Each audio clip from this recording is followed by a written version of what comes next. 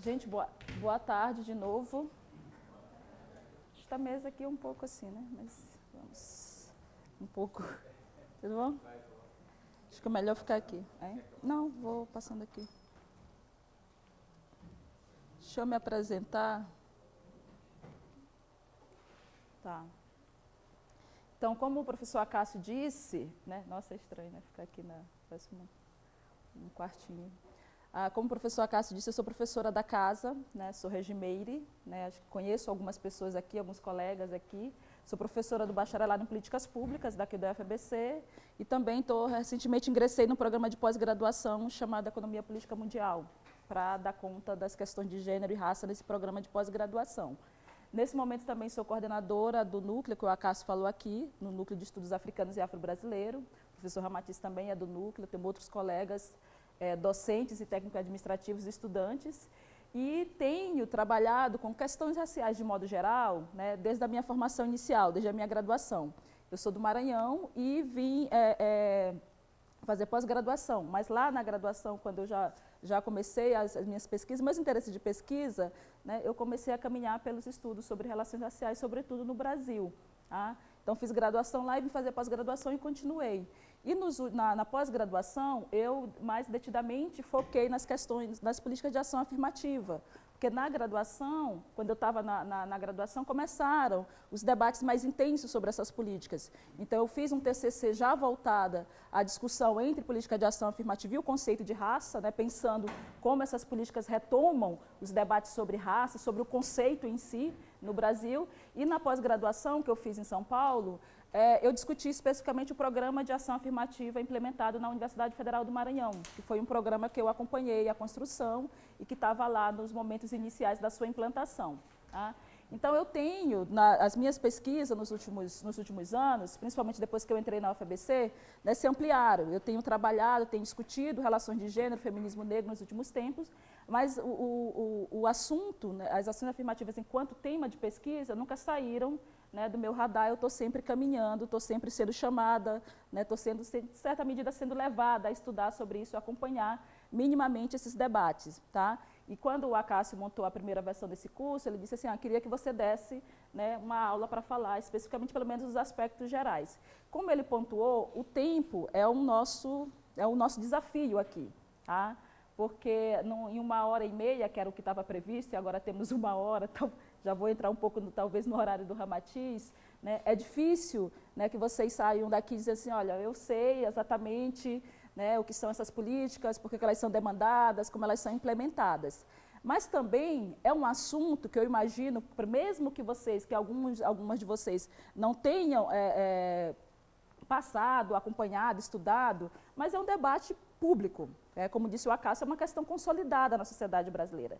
Então, eu imagino que a grande maioria aqui deva ter acompanhado esse debate desde o momento em que ele se instaurou no Brasil. Tá? Então, o que eu vou fazer aqui, considerando o tempo? Vou passar, né, eu construir uma apresentação do mesmo modo que eu fiz nas outras versões, né, passando por 3 aspectos, tá? 3 momentos.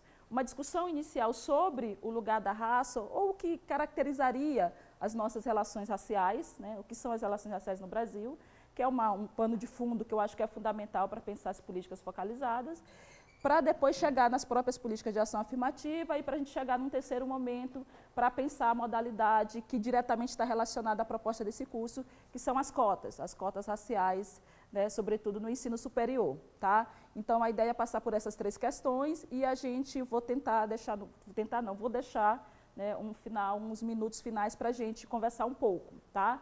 Mas isso também não impede que vocês, na medida que a aula for acontecendo, de vocês também colocarem questões. Né? Normalmente, eu mesma sou a pessoa a colocar a questão. Quando eu dou aula, eu sempre faço isso. Eu já fico perguntando e as pessoas tendem a falar. Tá? Mas, de todo modo, eu quero reservar uns minutozinhos no final para a gente ir conversando. Certo? Qualquer dúvida, né, nesse processo, não estou entendendo, regimeiro, pode voltar, ok? Tinha uma outra coisa... na outra versão, a aula do professor Ramatiz foi antes da minha, né? Porque eu acho que casa melhor. Né? Então, tem coisas aqui que eu vou muito passar por cima, né? Principalmente nessa primeira parte, porque o professor Ramatiz vai aprofundar. Né? Da outra vez foi isso, ele deu o primeiro e eu dei o segundo, então eu disse assim, olha, imagino que isso o Ramatiz já deu, então mas eu vou tocar em aspectos muito gerais de algumas questões que eu imagino que ele vai aprofundar na aula dele, certo? Então, a primeira coisa, uma questão, um ponto de partida, né, eu falei para vocês, e vocês concordaram comigo, de que este é um debate público, né, é um debate que está na cena pública há bastante tempo. Tá? A gente tem alguns marcos, depois a gente vai passar mais especificamente por eles, mas a gente pode tomar como referência a década de 90 né, como período em que a gente começa, principalmente a militância antirracista, começa a demandar do Estado um outro posicionamento diante, né, do racismo na sociedade brasileira. Tudo bom? E, então, a partir tem um marco muito específico, né, mas você tem, né, no começo dos anos 2000, as primeiras experiências vão colocando, sobretudo nos meios de comunicação, em vários veículos dos meios de comunicação, um debate muito acirrado, um debate bastante polarizado, um debate, e você tem um conjunto de pesquisadores, militantes, intelectuais que vão se debruçar sobre isso. Então, tem muitas coisas, tem aspectos mais gerais que nós sabemos, né. Uma delas é que a principal modalidade que nós adotamos no Brasil foi o sistema de cotas. Tá? Então, a princípio, esse é um elemento fundamental, como disse o Acácio, as políticas de ação afirmativa não se resumem às cotas, mas elas são, na sociedade brasileira, a principal expressão dessas políticas. Tá? Então, nós estamos tomando política de ação afirmativa, é isso que a literatura e que a forma como a militância se apropriou do debate é isso. Você tem um conjunto de políticas amplas, né, e você vai tendo diferentes expressões dessas políticas. Tá? Depois a gente chega na própria conceituação. E as questões orientadoras, como eu falei para vocês, né, o lugar da raça, né, como é que essas políticas estão colocadas na sociedade brasileira e no sentido de como elas se constituíram especificamente a partir dessa principal expressão que eu estou dizendo que são as cotas raciais. Tá? Então, a primeira questão, né, este é um campo de debate, né, os debates sobre racismo, sobre raça no Brasil, também bastante, é um debate bastante consolidado em algumas áreas, nas ciências humanas, nas ciências sociais, né, lá na história, sociologia, na psicologia social. Tá? A gente tem uma produção relativamente extensa, né, de reflexões sobre esse campo. Tá? A gente pode dizer, determinadas áreas nunca se preocuparam, determinados espaços institucionais no Brasil nunca levaram em consideração a raça, o racismo, mas a gente não pode negar que há, né, na produção acadêmica, sobretudo tensionada pela militância antirracista, que a gente não pode negar que há uma produção significativa sobre este espaço, sobre essa questão, que é o que eu estou chamando de relações raciais no Brasil. Então, dentro dessa perspectiva, a primeira pergunta que a gente tem que se fazer é o que é a raça para o Brasil? O que é a raça no Brasil? Tá? Eu sei que alguns já passaram por esse debate comigo, alguém já foi fazer deste curso, tá? Mas esse é um debate fundamental, é um ponto de partida fundamental para pensar as políticas de ação afirmativa. Porque o que é a raça? E aí, uma das principais expressões, um dos principais elementos que ajudam a gente a pensar essa questão é como essa categoria pode ser entendida, ou deve ser entendida, como aquela categoria que operacionaliza o racismo, que materializa o racismo. Tá? Então, se a gente diz que nós somos uma sociedade racista, né, e efetivamente, né, há um tempo atrás eu começava sempre, quando eu dava formação para professores, começava desse lugar. Né? Nós somos uma sociedade racista e só reconhecendo isso a gente pode caminhar para outros debates. Então, aqui eu já estou entendendo que para esse público isso já é uma questão dada. Tá? Então, se nós somos uma sociedade racista, a gente tem que se perguntar o que garante a operacionalização desse racismo. O que materializa esse racismo? Como é que ele se expressa na vida social? Tá? E a categoria raça é a categoria que garante essa expressão do racismo na vida social. Tá? Porque é uma categoria, e aí o Ramatiz me parece que vai passar por essa discussão, né? É uma categoria que sobretudo em algumas ciências, depois de algumas tensões em alguns campos científicos, né, passa a perder validade, né, enquanto categoria para analisar as sociedades humanas a partir do século XIX, mas ter perdido validade, ter sido invalidada do ponto de vista científico, não significa dizer que a gente abandonou, enquanto sociedade, né, os elementos, os aspectos. Então, o professor Kabengele Munanga, né, quando ele vai conceituar racismo, ele vai dizer o racismo é a crença em raças. Tá? Então, um racista crê que raças existem, mesmo que ele não tenha condição, mesmo que inconscientemente ele não consiga fazer essa leitura. Mas o racismo efetivamente num primeiro momento, a crença em raças. Tá? Mesmo que a gente tenha consciência ou que tenha essa referência de que não existem raças. Existe, não há diferença, porque o que o século XIX, a segunda metade do século XIX, deu conta de fazer em diversos campos, foi dizer isso, olha, as diferenças entre os seres humanos não são significativas a ponto de dizer que há uma raça, que há um grupo superior e que há um grupo inferior. Tá? Então, você vai tendo, a partir do final do século XIX, né, um conjunto de reflexões que vão invalidar essa categoria, enquanto categoria que servia para estabelecer a hierarquização entre os povos, entre as sociedades, entre as culturas. Então, algumas áreas vão dizer assim, olha, as diferenças têm a ver com cultura, não tem a ver com raça. A antropologia vai se encarregar desse debate. Tá? Mas ter resolvido, em tese, esse debate nesse período, final do século XIX, começo do século XX, não significa dizer que a gente tenha abandonado. Tá? Porque qual é a questão? A gente pode até reconhecer que, do ponto de vista científico, do ponto de vista biológico, não há diferenças que justifiquem a hierarquização, mas há um imaginário social que foi construído em torno dessa crença. Então, essa crença está nas nossas cabeças. Tá? Então, quando a gente pensa o lugar da raça na sociedade brasileira, a gente precisa olhar para a nossa formação histórica e tentar identificar, né, os momentos, os diversos momentos, diversos processos sociopolíticos pelos quais passamos, onde essa raça foi mobilizada, né, enquanto uma categoria que justificou a exploração, a dominação, a escravização de alguns grupos sociais, sobretudo africanos e seus descendentes. Tá? Então, o ponto de partida que eu estou considerando que é fundamental para pensar a política de ação afirmativa é porque eu entendo que essa categoria é a categoria que serve para dizer o que é o Brasil. Tá? Então, é uma afirmação generalista, mas é um exagero para que a gente não perca de vista a centralidade que essa categoria tem na nossa formação social.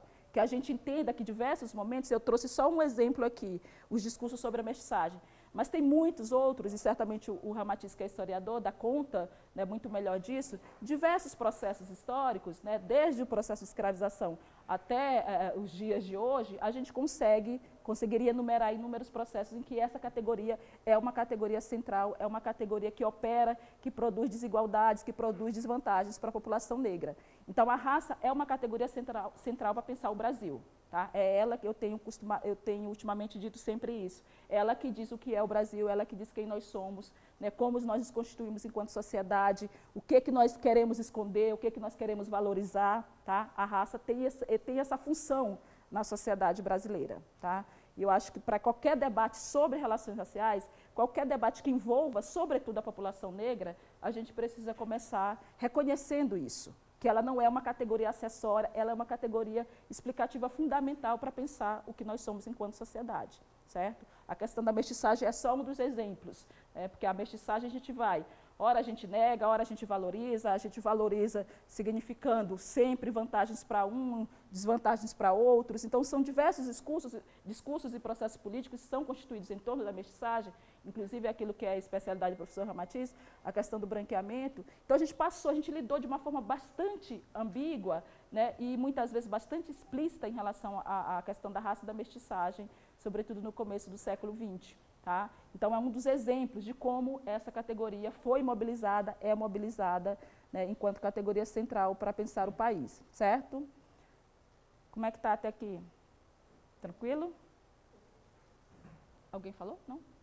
Eu sempre tenho essa coisa de ficar ouvindo vozes, achando que alguém está... O outro ponto dessa primeira questão é pensar a própria noção de racismo.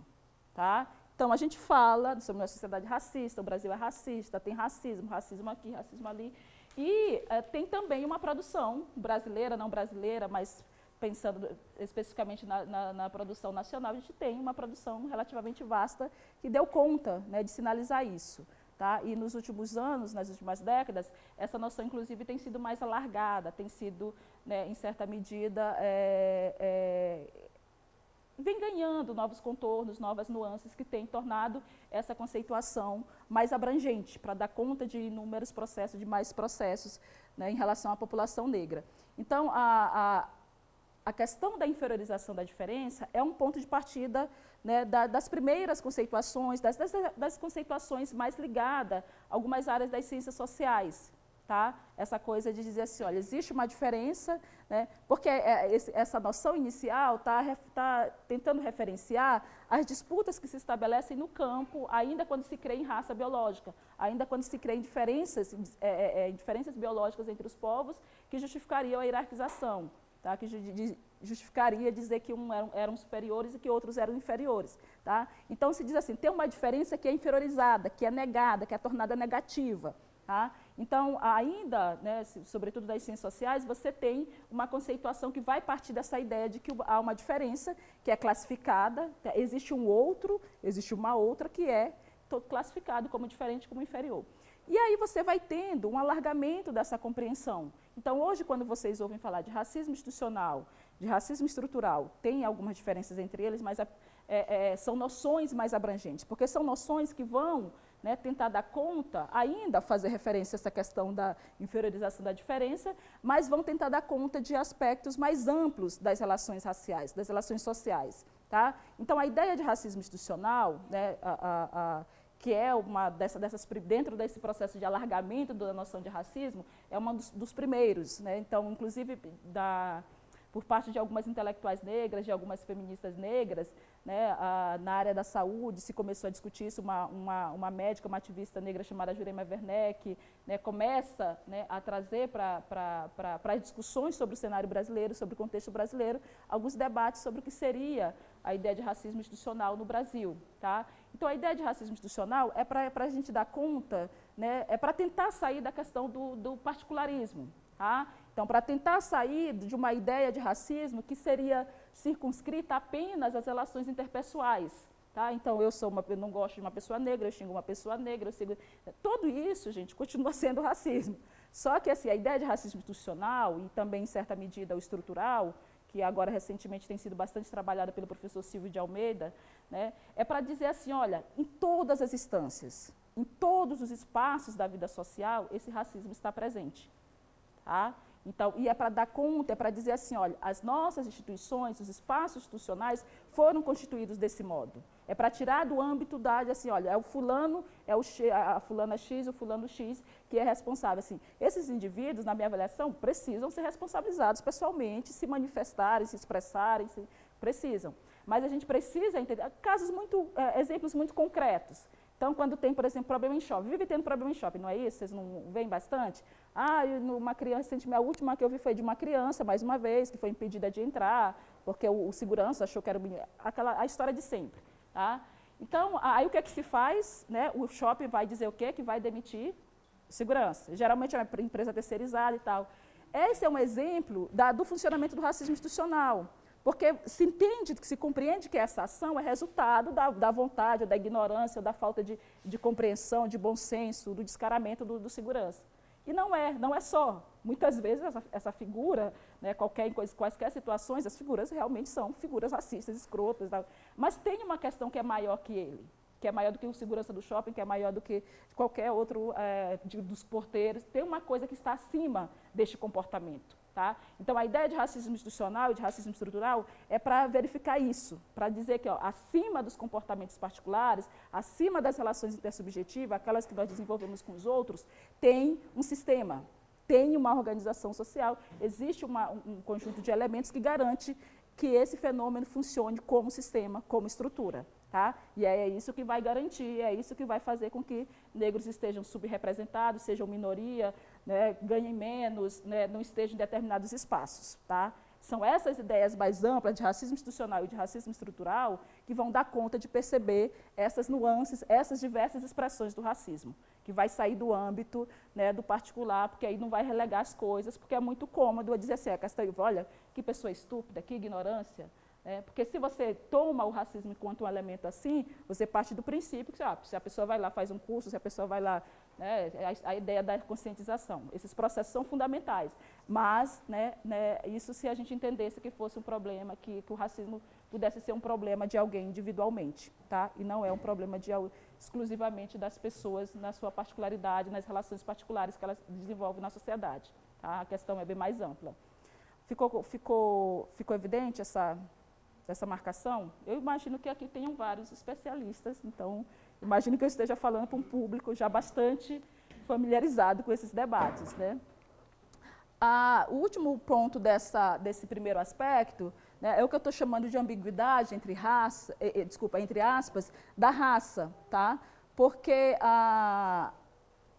pensando naquilo que eu falei, que eu menciono quando eu dei o exemplo da questão da mestiçagem, e eu falei, olha, foram construídos diversos discursos, foram construídas diversas práticas institucionais, né, que garantiram a exclusão, né, a subordinação da população brasileira e tal. Então, a ideia de que raça é uma categoria ambígua é uma ideia que eu acho que a gente tem que levar em consideração, mas tem que levar em consideração com essas ressalvas, tá? Porque muitas vezes, na maioria das vezes, não há ambiguidade. Quando você tem a população negra enquanto maioria, por exemplo, no sistema carcerário, não há ambiguidade nisso. Olha, a pessoa destruiu patrimônio, olha. A pessoa vem para o curso e depois faz o quê? Está registrado ali, ó. O MIT está registrando ali. Obrigada. Então, tem situações, gente, em que assim, não há nenhuma ambiguidade, né, na forma como o racismo opera. Né? Mas é uma ressalva que a gente pode fazer, que a gente precisa fazer, porque a gente tem processo. O racismo, isso também é um debate bastante consolidado. O racismo brasileiro, uma das principais características é ele sobreviver a partir da sua própria negação, não é isso? A gente se constitui dizendo, né? Claro, só que assim, você tem, né, essa ideia de que durante muito tempo foi debatida, o Brasil tem um racismo silenciado, um racismo velado e tal, assim.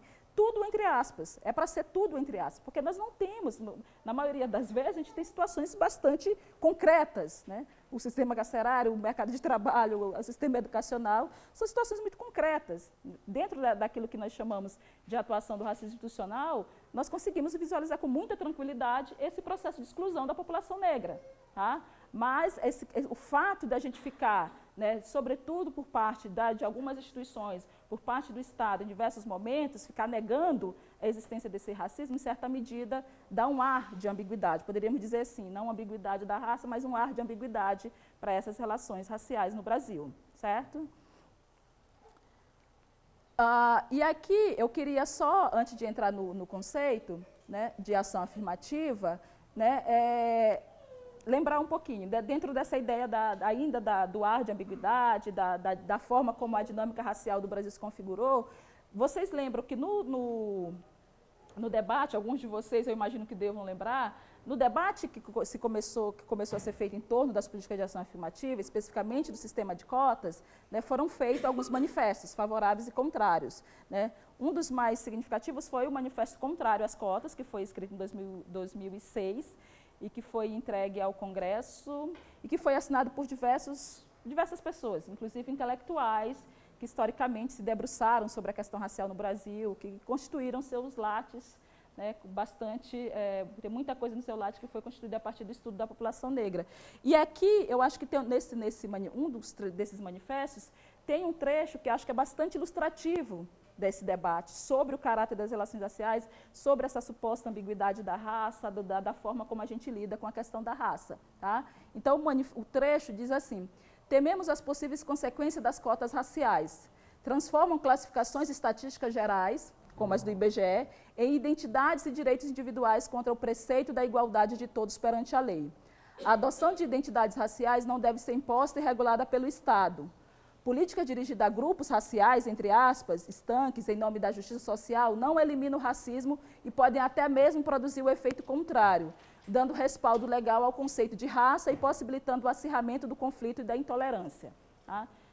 Várias questões foram colocadas a partir desses manifestos, dos manifestos contrários e dos manifestos favoráveis, né, mas é bastante ilustrativo que, nesse momento, né, ainda, né, se estivesse fazendo esse debate, né, sobre esse medo, né, de encarar a questão racial como uma questão fundamental. Mas não é. Quem assina o manifesto, quem constrói o manifesto, não são pessoas, não são quaisquer pessoas, são pessoas são posições bastante assertivas, deliberadas em relação às questões raciais no Brasil. Então, mais uma vez, o Manifesto de 2006 e várias partes do debate sobre cotas no Brasil expressam essa negação, né? Expressam essa característica das nossas relações raciais, essa característica do nosso racismo, que é se autonegar, que é dizer que nós não temos uma questão racial.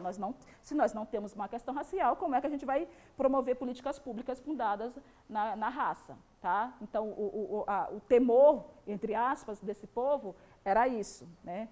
É uma coisa, tem gente que assinou esse manifesto que depois tentou se reabilitar recentemente, esse ano, né? E, né, não, foi no calor do momento, eu assinei, é uma coisa assim horrorosa, mas enfim, demorou inclusive bastante tempo para tentar se reabilitar, né? Mas é um exemplo de como, né, de como nós lidamos, né, porque eram intelectuais, referências, tal. Então é um bom exemplo de como nós lidamos com essa questão, né, no Brasil. A segunda questão da nossa conversa aqui, ai meu Deus do céu, a segunda questão da nossa conversa aqui é propriamente sobre as políticas de ação afirmativa. Porque essa primeira parte, eu falei para vocês, é um debate inicial fundamental para pensar as políticas de ação afirmativa. Por quê? Porque as políticas de ação afirmativa, elas só são propostas, começam a ser discutidas no Brasil porque nós somos uma sociedade racista. E esse racismo produz desigualdade. Tá? Então, as políticas de ação afirmativa, né, em diversos contextos, mas como a gente está discutindo no Brasil, as políticas de ação afirmativa são políticas necessárias, são políticas que têm o seu limite, não são políticas, ao contrário do temor de alguns, ao contrário do que pensam alguns opositores dessas políticas, não são políticas revolucionárias, não são políticas que estão propondo quebrar tudo, não, nunca foram.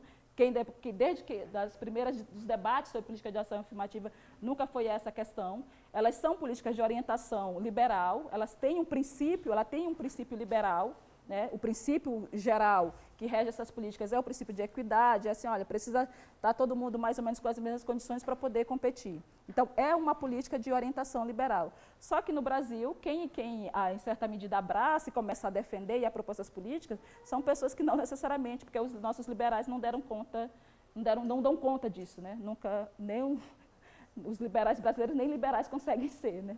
Então, assim, é mais a galera do campo da esquerda, da militância antirracista, que vai abarcar esse debate. Mas elas são políticas que têm elas só são necessárias, elas só são demandadas por conta da existência de uma desigualdade. Então, o fundamento geral das políticas de ação afirmativa é a existência de uma discriminação, de um processo de discriminação, uma discriminação que produz desigualdade. Tá? Não é uma relação de causa-consequência, mas você precisa ter instaurado na vida social um processo severo de discriminação que produz para determinados grupos, para determinados segmentos, profundas desigualdades. Tá? Então, elas são, no Brasil, no caso brasileiro, esse é o ponto de partida, esse é o fundamento dessas políticas. Né? Se os defensores das políticas começaram a dizer, o Brasil, o racismo faz com que tenham poucos negros nas universidades, o racismo faz com que a juventude morra, faz com que a juventude negra morra, faz com que ele seja maioria apenas naqueles espaços que são considerados desprivilegiados, os espaços considerados de poder, espaços considerados nos altos escalões do setor público, setor privado, esses negros não estão. Então, se mistura um conjunto grande de elementos, de exemplos, para dizer que existia uma desigualdade fundada na raça, existe uma desigualdade fundada na raça, uma desigualdade provocada pelo racismo e que precisariam de políticas específicas para se enfrentar essas desigualdades. Então, elas são políticas, né, que partem da discriminação, partem da existência de um processo de discriminação, pensando que é necessário garantir minimamente condições equitativas para que os sujeitos entrem num processo de disputa, acessem minimamente alguns direitos, né, porque a ideia é que se chegue, né, nesse processo, se entenda que esse processo de discriminação gera desvantagem, gera efeitos perversos para determinados grupos sociais. Então, quando a gente ficou dizendo assim, olha, os primeiros dados do processo inicial dos debates, assim, olha, os negros são só 2% dos estudantes universitários. Então, te dizia que isso era o quê? Isso era um efeito do racismo brasileiro. Tá? Então, as políticas de ação afirmativa, elas visam enfrentar os efeitos do processo, né, de discriminação, no caso, a discriminação racial. Em outras sociedades, né, elas se voltaram para enfrentar outros tipos de discriminação, tá? Mas a discriminação sempre é um ponto de partida, né, para isso.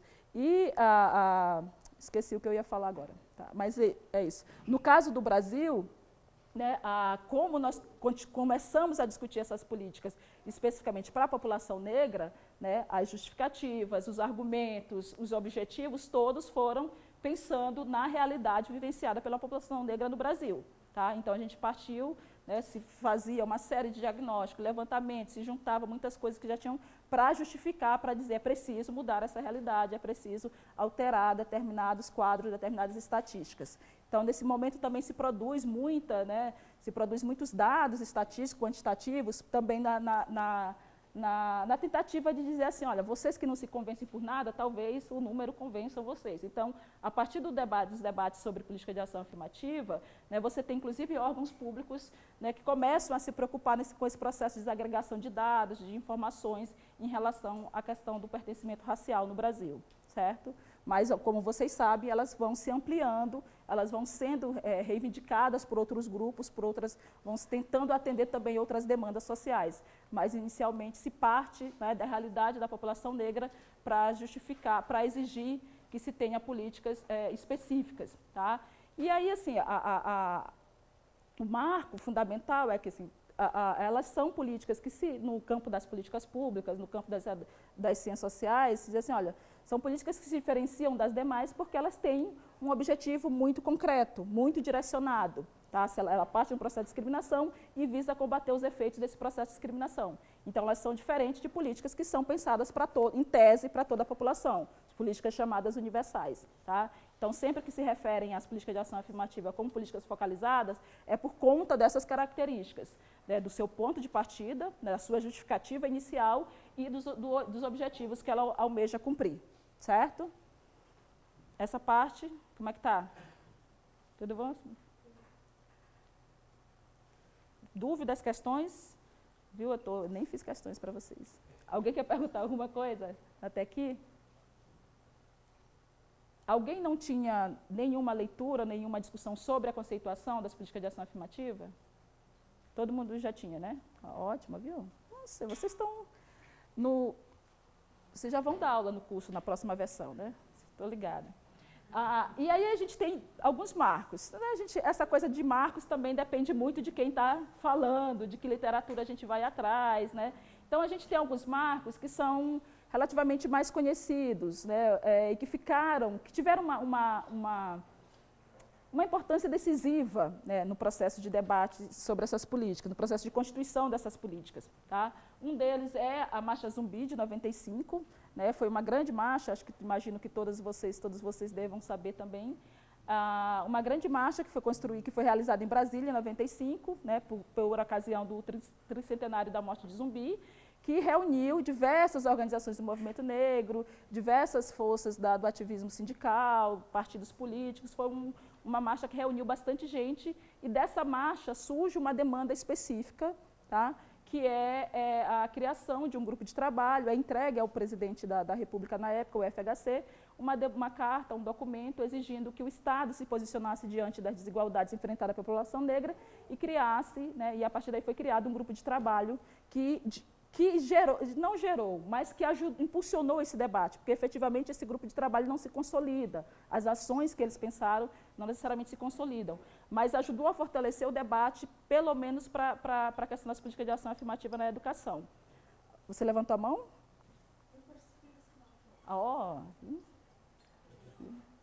Alguém mais? Ramatiz? Gente, a Ramatiz estava na criação do MNU. Maria. O Matiz é o nosso ativista mais, né, a gente sempre, qualquer coisa, qualquer dúvida, a gente pergunta para o Matiz. Mas que legal.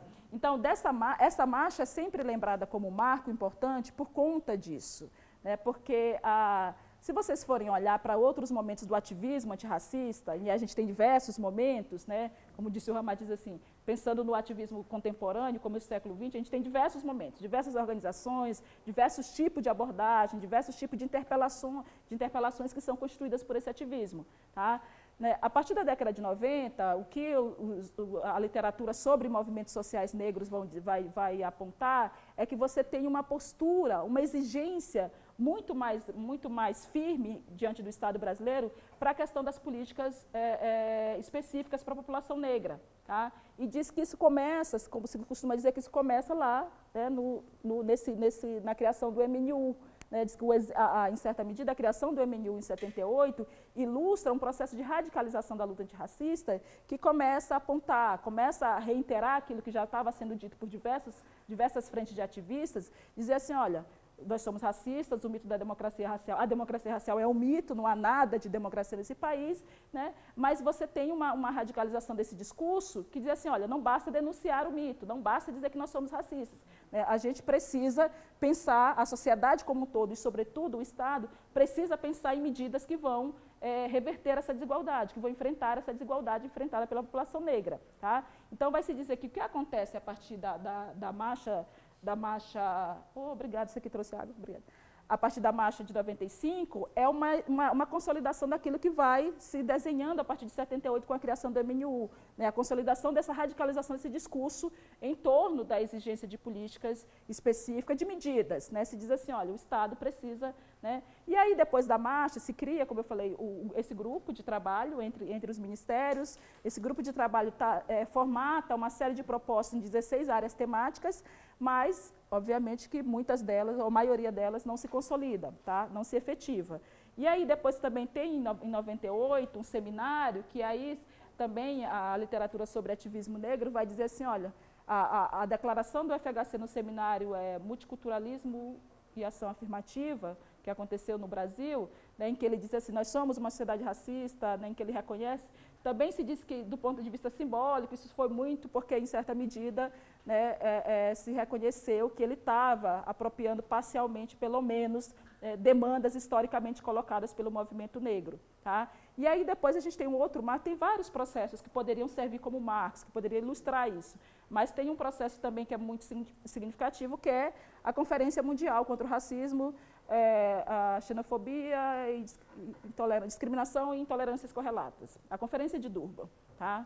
Ela tem um nome gigante, mas ficou conhecida como Conferência de Durban em 2001, na África do Sul. Tá? Por que esse processo é importante? Porque há um processo antes da conferência, né, um processo de mobilização antes da conferência, que deu conta de reunir diversas frentes de ativistas, sobretudo de mulheres negras, né, em torno, né, da reflexão do que era o racismo, do papel do racismo, né, da forma como o racismo operava na sociedade brasileira, inclusive sinalizando, né, como a sociedade, de modo geral, deveria se posicionar. Tá? Então, se diz que o fato do Brasil ter passado por esse processo de mobilização pré-conferência, a relatora da conferência foi uma ativista brasileira, Edna Roland, né? O fato do Brasil ter se envolvido nesse processo de constituição e o fato de ter assinado também a declaração final, né, é um indicativo importante para aquilo que virá depois, a forma como o Estado, sobretudo, vai incorporar, né, vai se apropriar dessa demanda que está há muito tempo sendo colocada pelo movimento negro. Tá? Então, a Conferência de Durban tem essa importância por conta disso, por conta desse envolvimento intenso do ativismo antirracista, né, sobretudo de mulheres negras, e por conta das exigências que são colocadas por essa conferência para que as sociedades signatárias adotem não só medidas de prevenção a diversas formas de discriminação, mas também adotem medidas de enfrentamento dos efeitos dessas discriminações. Tá? Então, é um caminho, é uma sinalização fundamental para as políticas de ação afirmativa no caso brasileiro, tá? Porque, em certa medida, vai ao encontro dessas demandas que começam a ser mais objetivamente colocadas a partir da marcha. Tá? E aí você tem um cenário que muda radicalmente a partir da chegada do Partido dos Trabalhadores ao poder, tá? No começo dos anos 2000, depois da conferência.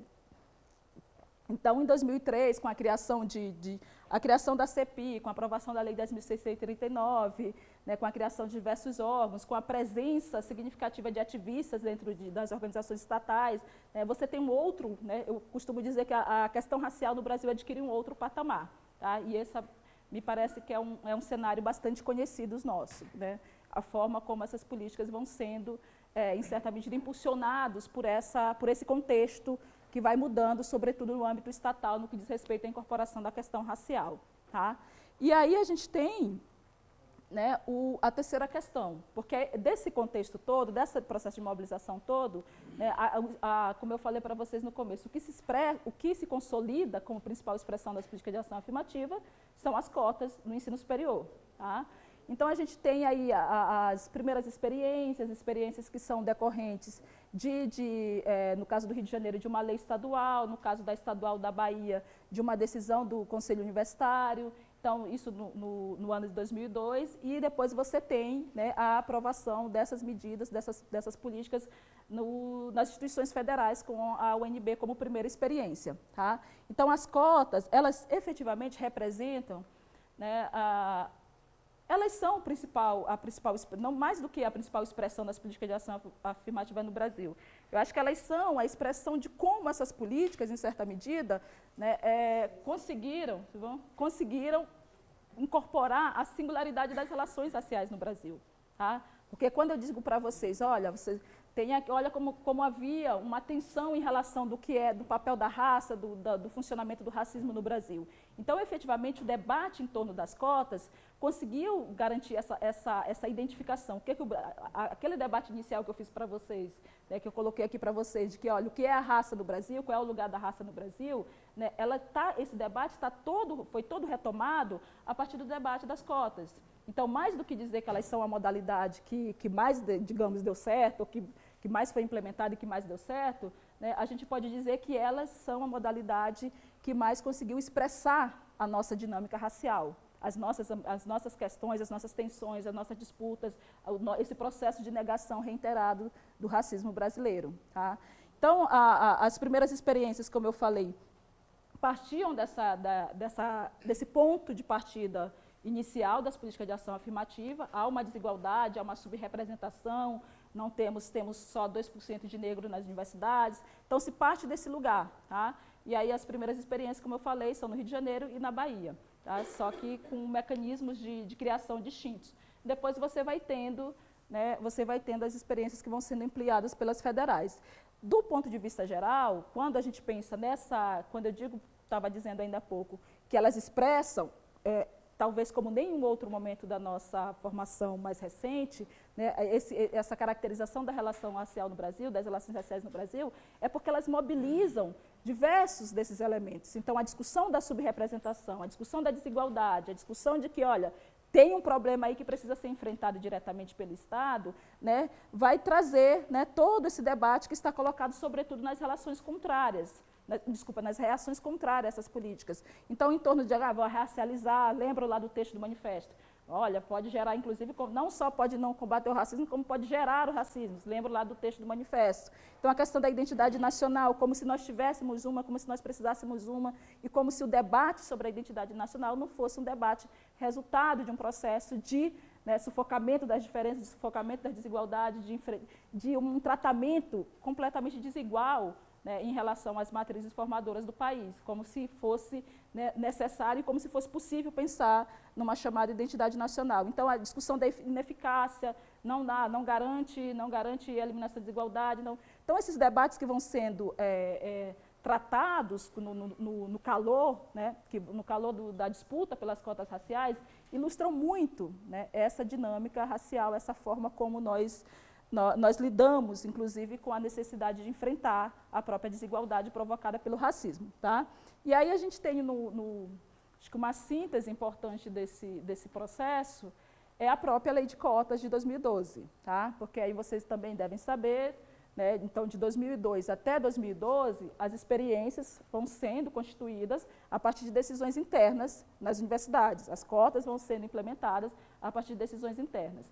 Então, acho que alguns levantamentos apontam que cerca de 75% das instituições já tinham reserva de vaga, já tinha um sistema de cotas no seu acesso, o acesso à graduação, né, quando foi aprovada a lei. A lei, né, é aprovada, inclusive, como resultado do processo do julgamento da constitucionalidade das cotas no Supremo, um julgamento que começa em 2006, com uma ação do DEM, do antigo PFL, por conta das cotas na UNB, e se consolida só, se termina só em 2012, tá? E é o mesmo ano de aprovação da lei. E por que eu trouxe essa história da lei? Porque você tem, né, um debate a partir da lei, que esse debate que está colocado antes, sobretudo nas reações, a partir das reações contrárias, aparece novamente na forma como a lei acabou sendo aprovada. Tá? Então, muitas universidades faziam o quê? Reserva de vagas, instituíram percentuais distintos. Tá? Então, eu lembro que a Federal da Bahia, a Federal do Maranhão, né, outras, não me recordo, mas era assim, você tinha garantia, por exemplo, 25% para negros, para autodeclarados negros, e 25% para a escola pública. Então, os percentuais não se cruzavam, tá?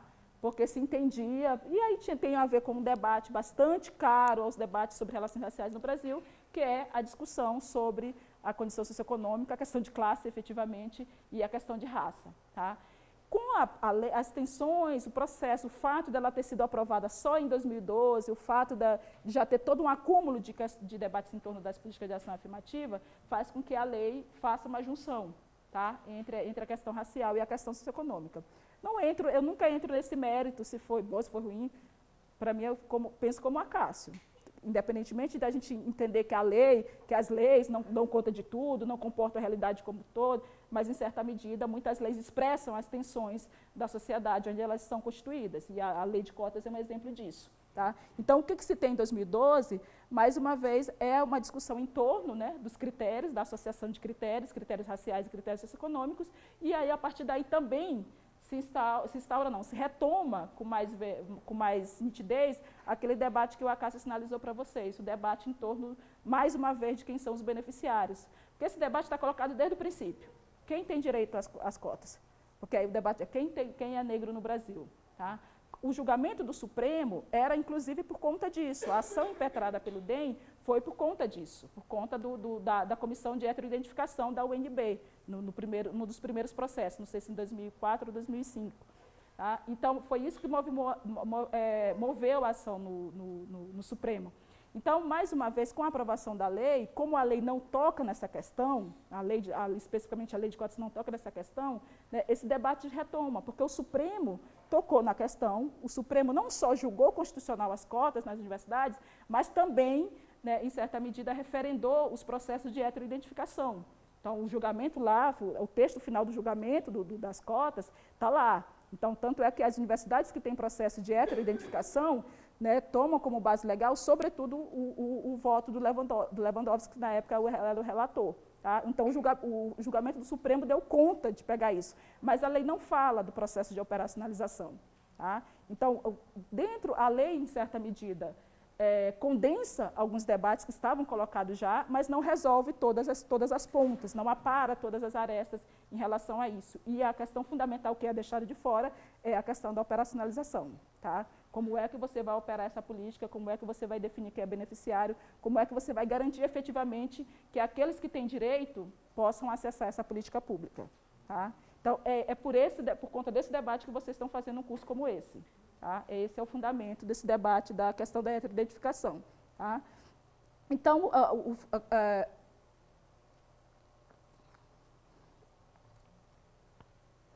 esse debate, né, o que está por trás desse debate sobre quem é o beneficiário, quem tem direito, quem pode acessar as cotas no ensino superior, tem sempre, né, uma polarização, mentira, não é isso. Está sempre assentado nas disputas entre a classificação racial e a questão identitária, a questão da identidade, não identitária, senão a gente vai chegar em outro lugar. E a questão da identidade. Tá? Então, está sempre se dizendo assim, quem é que diz que a pessoa é negra ou não é negra? É ela, é o outro, é a sociedade, tá? Então, vocês devem também ter passado por alguns debates, alguns estudos sobre o que é identidade e sabem que a identidade é um jogo. Tá? Eu sou aquilo que eu digo, mas o fato de eu dizer quem eu sou, né, demarca também como é que eu estou diante de outro. Então, o outro também demarca a minha posição. Tá?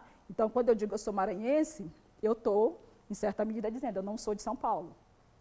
Tá? Mas eu também, esse outro que é de São Paulo, essa outra pessoa que está de São Paulo, também, em certa medida, pode dizer assim, ela é uma pessoa que não faz parte, né? Se a gente fosse pegar de forma muito, muito simplista essa questão do regionalismo. Tá? Então, a identidade é um jogo, a identidade é o que resulta desse jogo. A disputa que resulta, né, é uma disputa que está colocada entre a forma como eu digo quem eu sou e a forma como esse outro, como as outras pessoas, como a sociedade, como a minha cultura, como a minha região me enxerga. Tá? Então, isso é identidade. Para operacionalizar a política de ação afirmativa, né, eu queria até ouvir vocês sobre isso. Né, para operacionalizar a política de ação afirmativa, esse não me parece que seja o melhor critério. Tá? Você dizer assim, olha, então, se o outro está dizendo que ele é negro, se o outro está dizendo que ele é indígena, se o outro está dizendo, se a pessoa está dizendo que ela é, então ela é o que ela é. Tá? Mas se a identidade é resultado desse jogo, não necessariamente, né, eu vou considerar só uma das partes desse discurso. Tá? Então, a questão da classificação racial e a questão da relação dessa classificação com a questão da identidade é o que está por trás dos debates sobre os que são os beneficiários. Tá? Então, quando a gente pensa quem são os beneficiários das cotas no Brasil, a gente pode dizer genericamente, são os negros.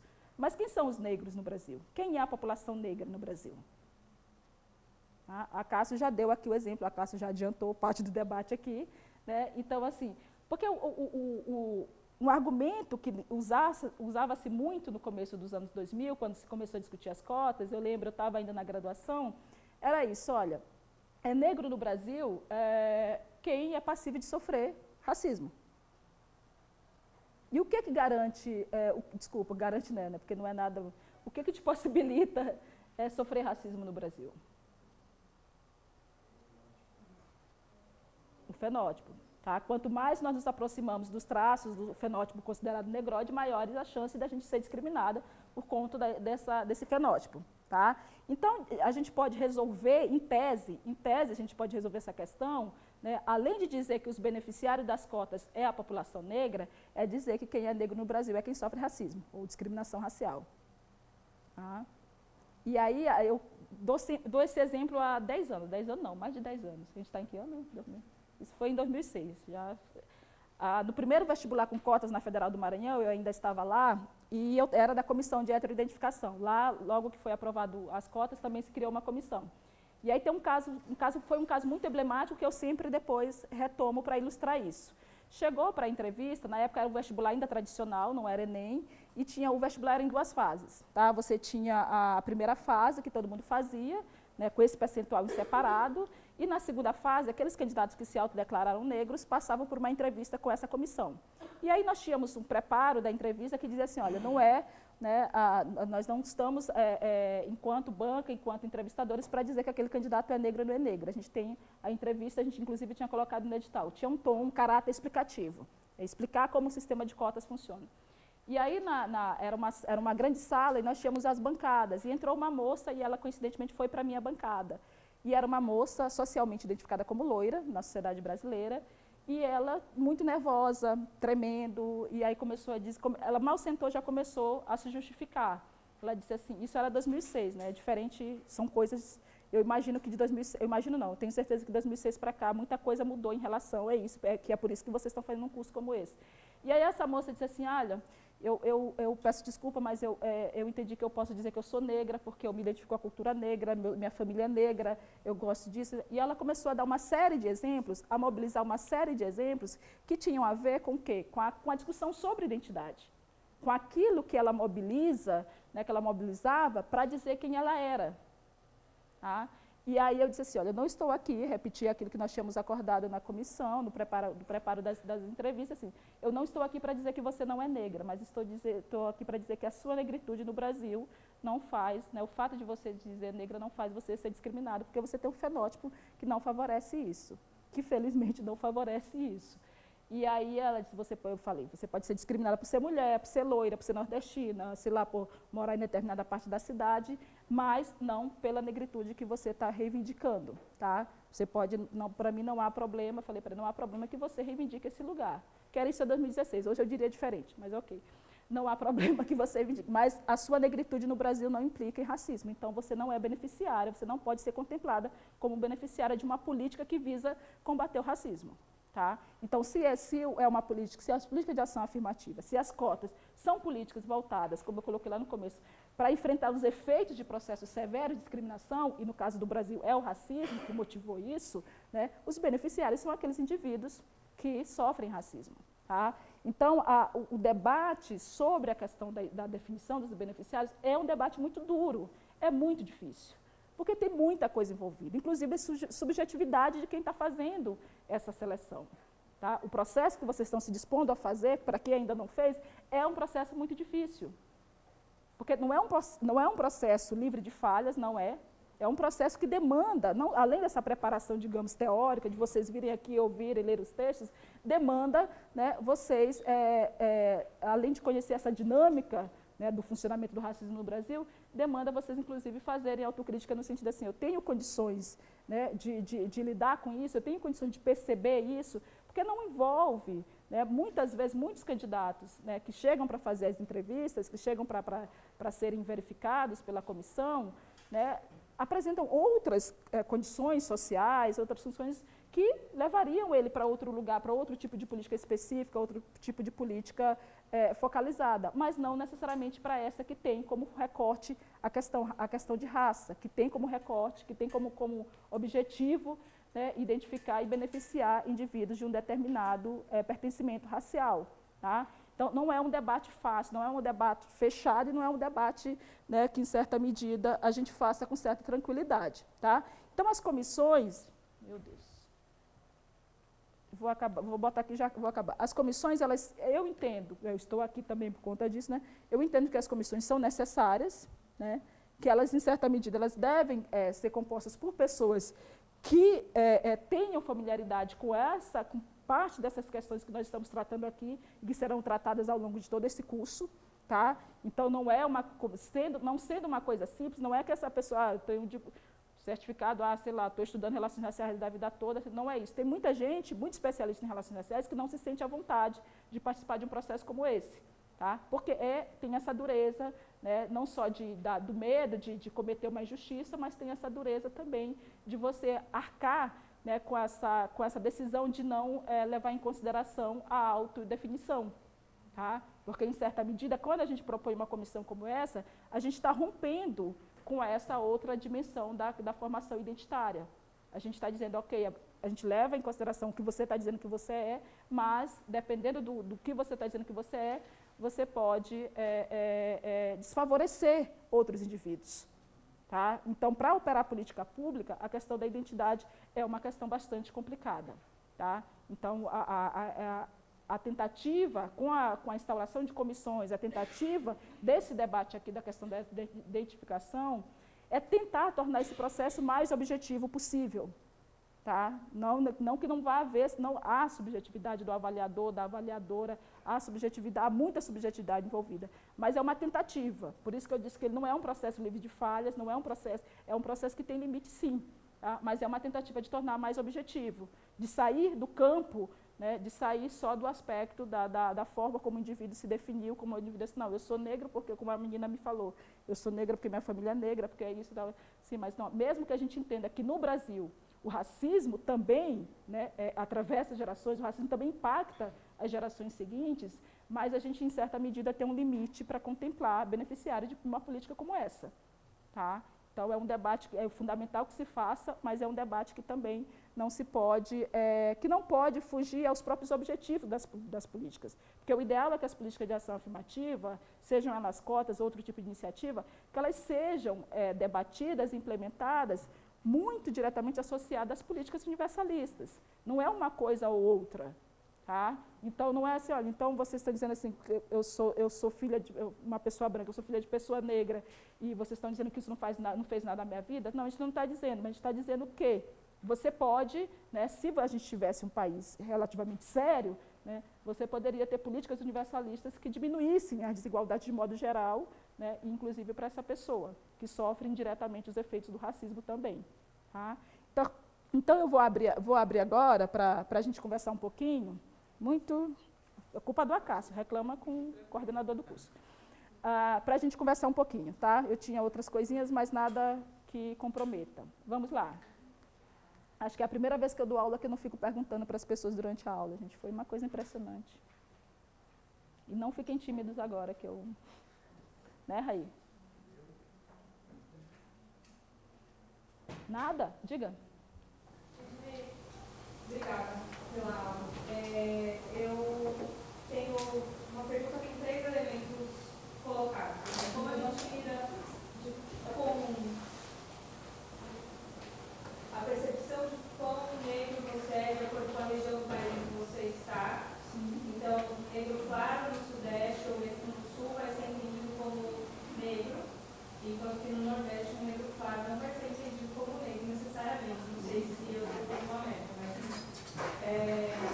o papel da ancestralidade, né, nessa conversa. Então, seus pais são negros, mas você é branco, ou, sei lá, o traço está escondido aí, apareceu em um dos filhos só. Como essa criança se entende negra se ela está dentro de uma família que é branca?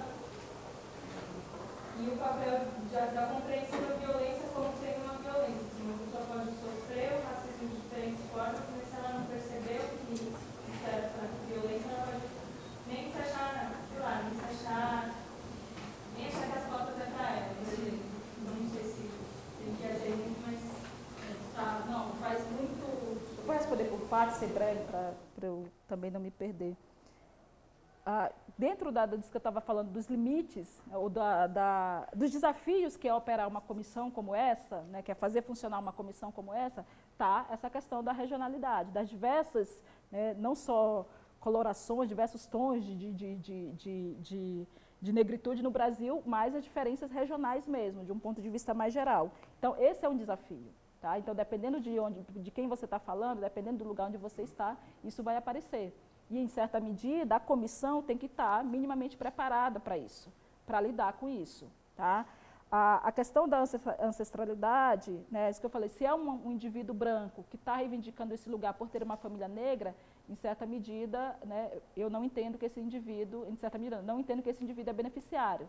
Entendo assim que ele sofre os efeitos indiretos do racismo, mas como as cotas, especificamente as cotas, elas tendem, né, a focar, né, na vida presente desse indivíduo, né, esse indivíduo, assim, independentemente dele ter uma família negra, né, ele pode, né, em determinadas circunstâncias, não ser, porque ninguém leva em consideração, né, diferente de outras sociedades, no caso brasileiro, né, se um jovem branco, por exemplo, de família negra, a probabilidade de ele ser parado pela polícia é infinitamente menor do que, porque não vai se dizer assim, olha, eu sei que você tem uma família, não é isso. Tá? E mesmo que eles tenham traços. Então, a questão no Brasil é efetivamente isso. Quanto mais próximos estamos desses traços negroides, que são diversos, maior a chance de ser discriminado.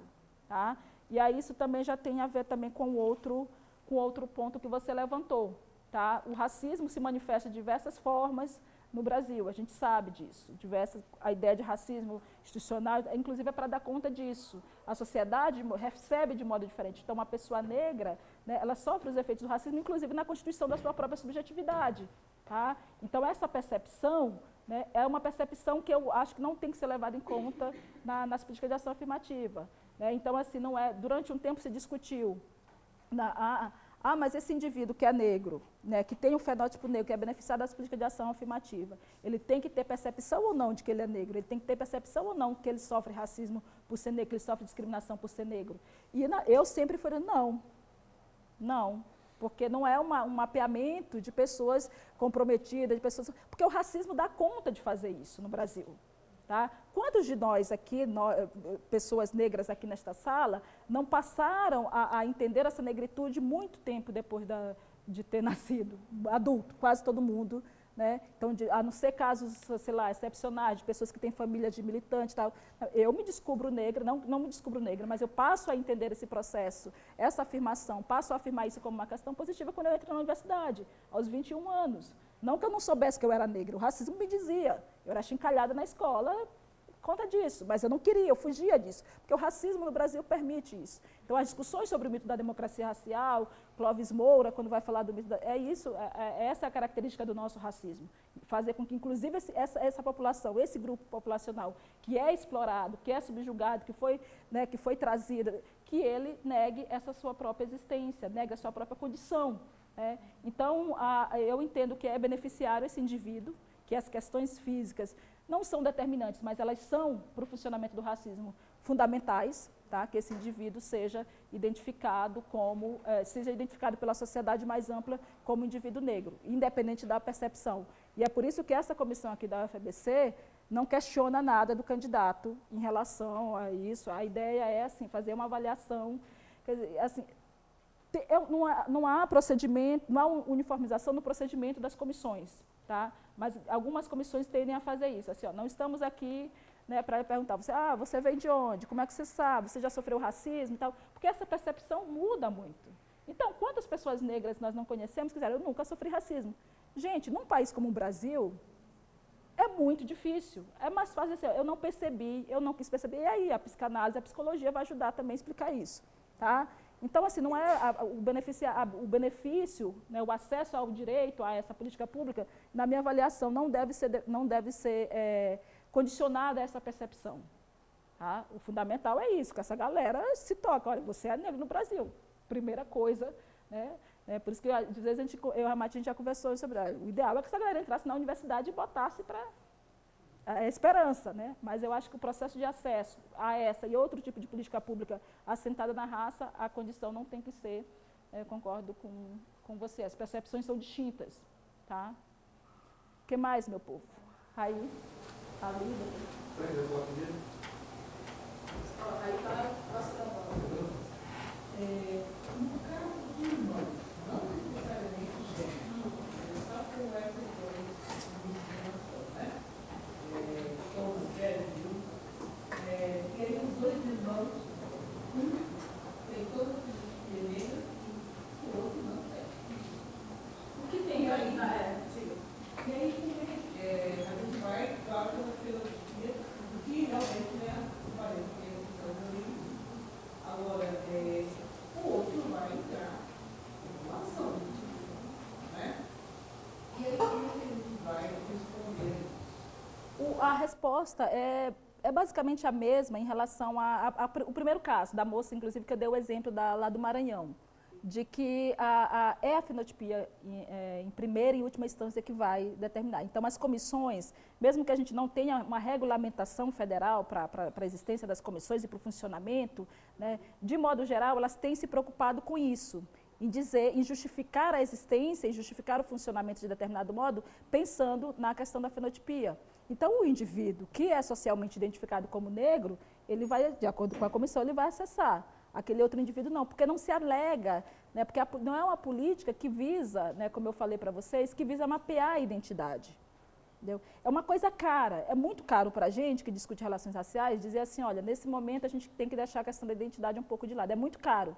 Mas eu não imagino, não entendo que a identidade seja um elemento possível, né, de ser levado em consideração na operacionalização desse tipo de política pública.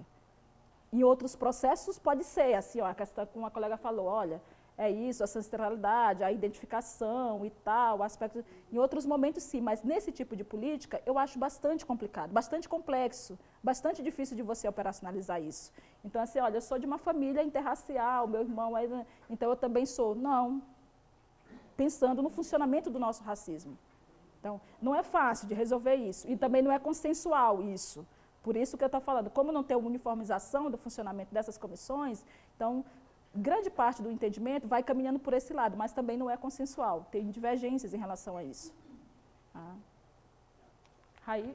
E depois você, Raí. Então, por conta disso, eu tenho bastante articulação, eu estou participando parte da frente parlamentar, GTI da Irmãozinha, dos direitos das pessoas da GTI, então acabei tendo bastante interação com outros universitários, com o pessoal da USP, que está falando agora, com o pessoal da Unifesp, que cotas na USP, mas eles estão tendo as mesmas dificuldades.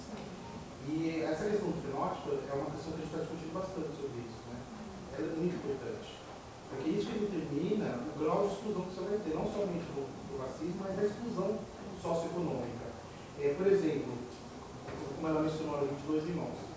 Eu conheço casos de 2 irmãos de família interracial, que um nasceu com a pele bem mais clara e o outro com a pele mais retinta, e as oportunidades na vida, fora de casa, foram muito distintas. Na hora de procurar trabalho, aquela pessoa que pele mais clara, como acontece comigo, por exemplo. Eu moro lá em Itaquera, meus amigos de pele mais retinta, eles tiveram muito mais dificuldade de conseguir emprego do que eu, né? Fora a questão também da educação, de acesso à educação. Então, essa questão do fenótipo que você está falando, ela é muito importante. E isso acaba ajudando a ter essas questões. Lá no Mato Grosso, a gente fez um levantamento das universidades que têm cotas e que estão tendo problema. No Mato Grosso foram obrigados a instalar a identificação, não sei se souberam desse ano, de emergência, que mais de 200 alunos, inclusive ele é um rapaz que é meu amigo lá do Mato Grosso, que entrou com uma ação no Ministério Federal, e mais de 200 pessoas perderam a vaga, então o processo e tudo mais.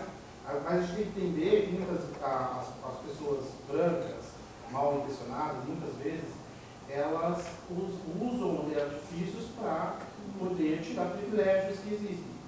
Como foi mencionado, às vezes a polícia sabe muito bem quem é negro. Tá? A pessoa sabe muito bem o tipo de racismo que ela sofre, mas quando é para ter um privilégio, as pessoas são capazes de muitas coisas. Só para finalizar, mas ele continuou as cotas trans da UFABC. Nós tivemos 2 casos de pessoas que tentaram, e nós não temos essa identificação lá, né? Tentaram fraudar. Pessoas cisgêneras, casadas com filhos, que tentaram fraudar.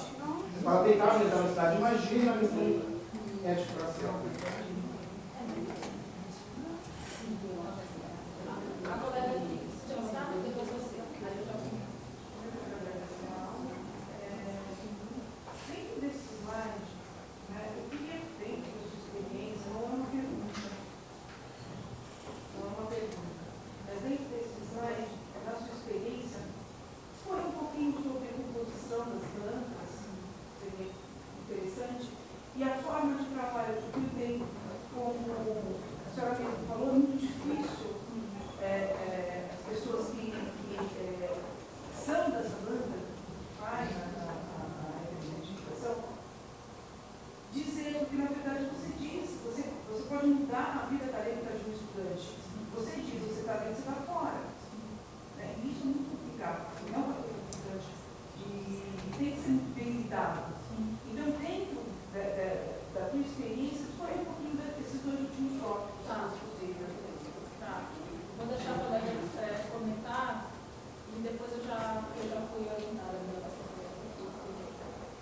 Então tem você e depois você e depois você. Se vocês forem breves, a gente não invade muito. Eu sou a Marina, então, e eu vim mais também para fazer esse curso, porque tem algo que me incomoda muito, que tem um colega, né, e ele é mais para índio do que para negro. Então ele fica naquela corda, né? Se me convém ser negro, eu sou negro. Mas todos os traços e o tipo dele é de índio. E ele conseguiu passar no concurso com cotas para negros. Aí eu fui falando para ele, mas para e pensa. Eu falei assim, ele é uma pessoa até legal. Eu falei, mas você utilizou a cota de negros. Existe a cota de negros. Ele falou, mas eu sou negro. Eu falei, mas como você é negro se você trata pessoas negras que, conforme nós negros somos, a gente sabe o que é o tratar com preconceito. Nas falas, nas posturas, achar que tais músicas que vulgarizam a gente é o correto para tratar a mulher negra. Aí eu falo, isso está errado. Aí eu fiz um trabalho na escola que quase me matou para explicar para os alunos, principalmente para as meninas, essas questões que vem trazendo as mulheres negras como um objeto só de sexo e de tudo que não convém para nós. Aí eu acabei de fazer o trabalho, as meninas vieram falar, umas choraram, outras falaram, professora, eu me encontrei, hoje eu sei de fato o que estão fazendo comigo. Aí acaba a atividade, ele vai lá e me coloca, tira a calça jeans, bota o fio dental, morena, você é calça sensual. Eu falei, o que eu acabei de falar com você, e o trabalho que eu acabei de fazer com essas meninas, o que você está fazendo? Não, que essa música é da hora, não sei o que lá. Então, como que a gente faz e age uma pessoa nessas condições? Porque eu não sei até onde isso é inocência. Porque tem hora que eu falo que é maluco. E eu gostaria de ter essa informação.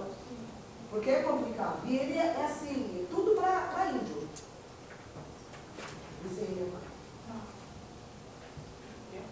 Meu nome é André, faço parte da Conversa Educação do Brasil.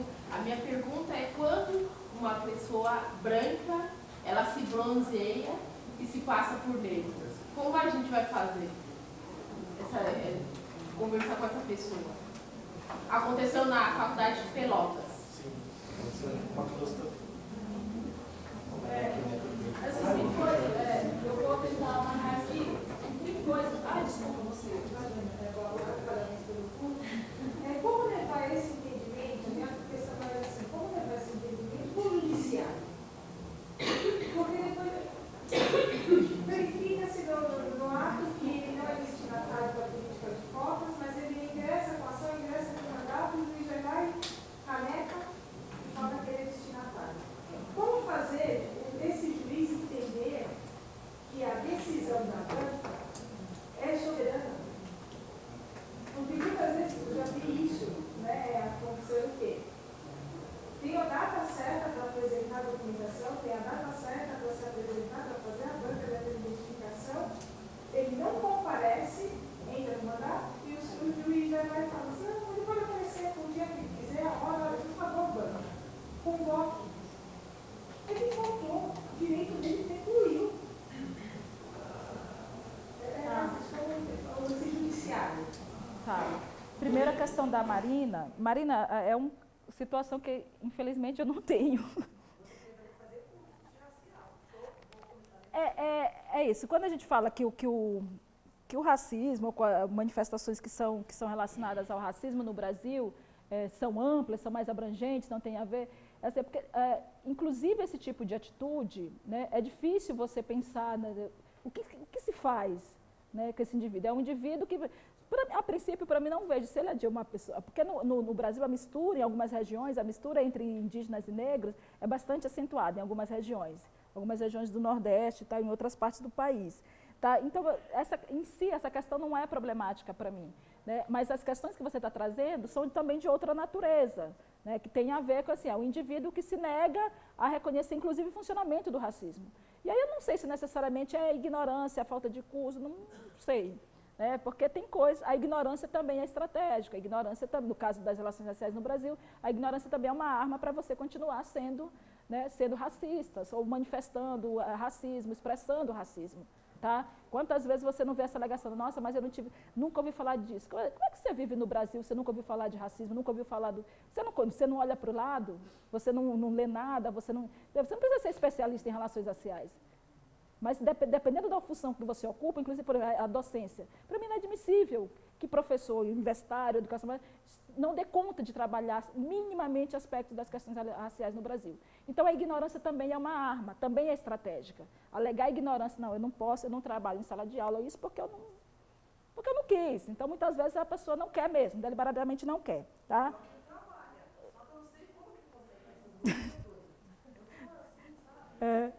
E a questão a questão da Andréia, você perguntou da história, também é outro debate que é bastante complicado de ser feito. Cada caso tem que ser lido como um caso, tem que ser entendido como um caso. Então, assim, a banca tem que ter, né, jogo de cintura, tem que ter essa percepção. Né, quando eu vou responder a questão da colega sobre a composição da banca, né, essa banca ela tem que ter alguma qualificação, porque não é a ideia da paleta de cores, você vai lá e encosta, não é essa. Né, não é essa. Quando eu falo que a subjetividade está em todo o processo, qualquer processo de entrevista, qualquer processo de diálogo com o outro, a subjetividade está atravessando, gente. Então, é uma tentativa de tornar um processo objetivo, um processo de seleção objetivo, mas todo processo seletivo tem subjetividade envolvida. Então, não é a ideia da paleta de cores, mas é ter experiência, habilidade para lidar com esse tipo de tentativa de fraude, tentativa de burlar o sistema, como o Raí muito bem colocou em diversas situações aqui. Tá? E aí a questão da colega do entendimento do judiciário, né, muito parecida com aquilo que eu falei porque de uns tempos para cá, tem uns colegas que costumam dizer isso, assim, ninguém quer ser taxado de racista. eu não quero ser taxado de racista, mas alega ignorância, eu não sei lidar com isso e tal. A questão do nosso poder judiciário tem bastante especificidade, todas nós conhecemos aqui. Tá? A questão das cotas são uma questão, a gente começou falando isso, a Cássio falou isso, eu falei isso no começo, é uma questão consolidada na sociedade brasileira. Tá? Por que o judiciário, porque grande parte do judiciário não sabe lidar com isso? Porque eu diria que não quer, mas esse não quer não é um não quer, porque eu não gosto disso. Não quer é uma má vontade deliberada. É uma má vontade politicamente com a intenção de desqualificar essas políticas. Tá? Então, porque esse indivíduo, com tantos anos dessa política pública implementada em diversos espaços, né, já tem condições. Tá? Você já tem não só um acúmulo, não só precedentes normativos para isso, né? Como você tem um acúmulo de experiência, de relato, de produção, de literatura e tal. Então tem. Tá? Então, quando essa questão chega no judiciário e você tem quando o judiciário contraria uma decisão da universidade, primeiro, nós temos uma fragilidade institucional em relação às comissões de heteroidentificação, porque as referências que são tomadas, a referência que é tomada para a instauração dessas políticas, depois da lei de cotas, depois do julgamento do Supremo, é o julgamento do Supremo, é o texto que resultou do julgamento do Supremo, porque isso não está colocado, como eu falei para vocês, na lei de 2012, então isso não está regulamentado. Então essa fragilidade jurídica também ajuda a esse tipo de posição, mas para mim o mais grave é isso, não é só o fato de você não ter uma normativa federal para o caso das cotas nas universidades, porque no concurso público tem, mas não é só o fato de não ter uma normativa específica, é o fato de você ter, sim, parte do judiciário que quer continuar sendo racista, quer continuar ignorando que o racismo é uma questão fundamental. Então, está pouco ligando de fazer uma consulta mais respeitosa para a universidade, de entender o que aconteceu, está pouco ligando, de chamar especialista para debater, está pouco ligando para isso. Então, não é uma má vontade, só porque eu não gosto, não, é uma má vontade deliberada. Tá? Eu avalio dessa forma. E aí as universidades também têm que ter habilidade interna para responder à altura desse tipo de posição. Tá? Sobre a última questão da colega sobre a composição das bancas, no caso das universidades, no caso dos concursos públicos, tem a normativa, tem a portaria que normatiza as comissões de heteroidentificação. Tá? E o julgamento do Supremo também, que é usado para respaldar as comissões nas universidades, também fala de composição diversa. Tá? E eu falei para vocês aqui muito rapidamente que, na minha avaliação, assim, o critério fundamental para a composição dessas comissões é conhecimentos mínimos, o ideal é que sejam conhecimentos avançados, mas conhecimentos mínimos sobre o racismo no Brasil, sobre o que eu chamo genericamente de dinâmica racial no Brasil. Precisa entender como o racismo aqui se constituiu, como ele é fundante desse país, como ele opera cotidianamente para, inclusive, exterminar fisicamente a população negra, parte da população negra. Tá? Então, para mim, esse é um critério, um ponto de partida, um critério de abertura fundamental. Precisa entender como essa coisa está colocada aqui. Precisa entender que não é só ignorância, que não é só burrice, que não é só o fulano, olha que burro, que estúpido, chamou não sei quem. Precisa entender que não é só isso, que a gente está falando de um processo amplo, de um sistema de subjugação e dominação historicamente constituído e que vai se transformando, e que vai adquirindo novos contornos, e que vai cada vez mais aniquilando, né, as possibilidades não só de ascensão, mas de sobrevivência da população negra no Brasil. Então, para mim, deve compor essas comissões quem tem condições de fazer minimamente esse tipo de avaliação em relação ao que é o Brasil do ponto de vista racial. Entender aquilo que eu falei no começo da aula, qual é o lugar da raça na nossa sociedade. Tá? Então, e a última coisa de como deve trabalhar, a gente também não tem uma orientação geral, mas as comissões tendem a levar em consideração aquilo que a gente pontuou aqui, o fenótipo. Tá? Tendem a levar em consideração isso. Independentemente se o indivíduo é engajado, se o indivíduo percebe ou não o racismo, o ideal é sim, que a pessoa negra tivesse, inclusive para enfrentar, para se defender na sociedade brasileira, o ideal é que a pessoa negra se desse conta disso, né, dessa dinâmica, como é que o racismo funciona, por que eu estou nesse lugar, por que eu estou acessando uma política pública com recorte racial. O ideal era isso. Mas a gente não pode exigir, numa sociedade que nega o próprio racismo, que todos os indivíduos negros percebam como o racismo funciona. Tá? Então, eu acho que o critério ainda fundamental é o fenótipo, com todas as limitações, com todas as subjetividades que estão colocadas nesse processo de avaliação do fenótipo. Mas eu acho que deve funcionar desse modo, levar esse critério em consideração e funcionar, né, e serem compostos a partir desse processo, processos como esse. de formação, de diálogo, né? Não é só monta a comissão, discute, afina, porque você, mesmo afinando, você vai ter divergências. Né? Na UFABC, ano passado, a gente teve aqui. Mesmo afinando, passando as colegas que estavam na comissão, né? Mesmo passando pelos cursos, mas na hora de operar, você pode ter uma... Então, o ideal é que você tenha, né, uma tentativa de uniformizar essa percepção dentro das próprias comissões. Não, tem mais coisas que, como eu imagino que você tenha interessada, que você vai, né, a parte final do curso vai tratar mais detidamente disso, tá bom? Gente, eu tenho que encerrar, não é? Vamos para um intervalo rapidinho, tá? 4h10, sem atrasos, a gente começa para dar tempo do professor Ramatiz dar a aula dele, por favor. Tá, qualquer coisa, gente, vocês perguntem para o Ramatiz que ele está habilitado, tá bom? Desculpa, agradeço, tá? É sempre um acaso, gente. Tá. Desculpa, Regimene. Gente, eu agradeço muitíssimo. Infelizmente, eu não vou poder ficar com vocês no final da tarde. Qualquer coisa, né, vocês podem também me acionar no e-mail, né, pedir alguma coisa, alguma informação diretamente para a coordenação do curso, certo? Muito obrigada, viu?